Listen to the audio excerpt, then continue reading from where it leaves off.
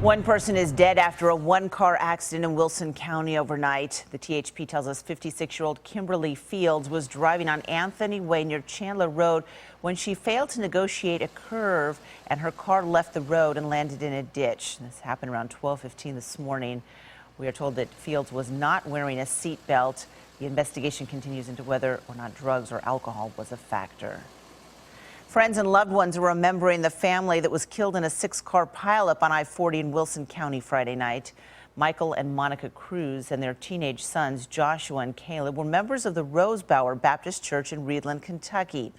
Last night, people packed the pews to pray and sing and share stories about the family who had just left home for a family vacation when the accident happened. Michael and Monica had led the youth group at the church for 10 years. Friends at the church say it's hard to believe they won't see the couple at services this morning.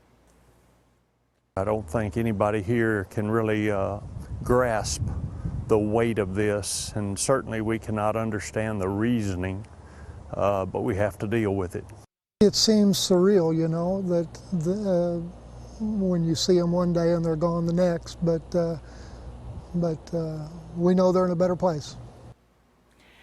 The accident happened about 7 o'clock Friday night. According to the THP, 2 vehicles were stopped in the middle lane of I-40 near Highway 109 for some unknown reason. And 4 other vehicles, including the Cruzes, collided with those stopped vehicles.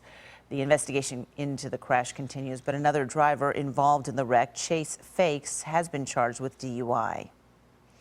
The terror is over for a woman who was kidnapped at gunpoint Thursday night in Cumberland County. 21-year-old Layla Apparens was found unharmed yesterday afternoon at a truck stop off I-65 in Elizabethton, Kentucky. She was with her alleged captor, 44-year-old Douglas Davis, who was arrested at the scene. Apparens has been reunited with her family, while Davis is being held in Kentucky on charges of rape, felon of possession of a handgun, and aggravated kidnapping. Police say once he's extradited to Tennessee, he could face other charges here as well.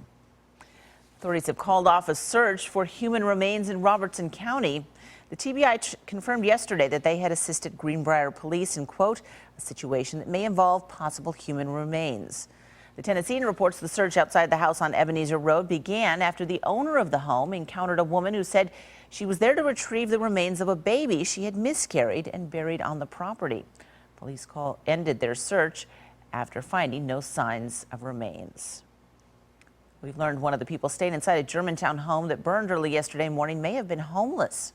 The fire happened on the 1700 block of 6th Avenue North in Germantown.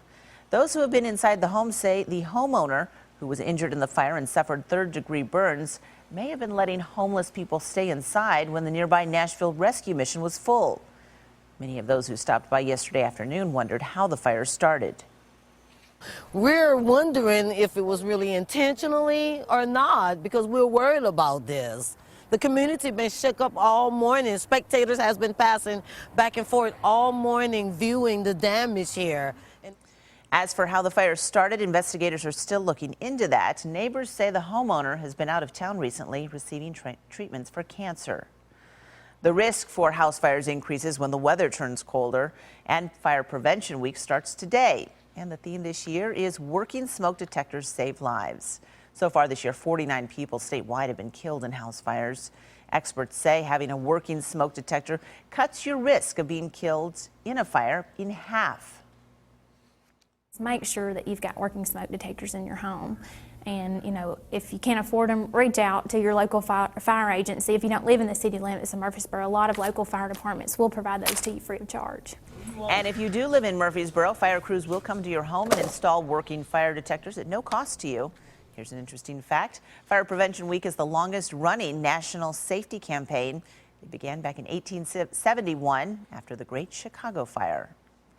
The Titans are planning to honor former kicker Rob Baronis today at their game against the Cleveland Browns. They will have a moment of silence before the game, and players are planning on wearing stickers on their helmets to honor him.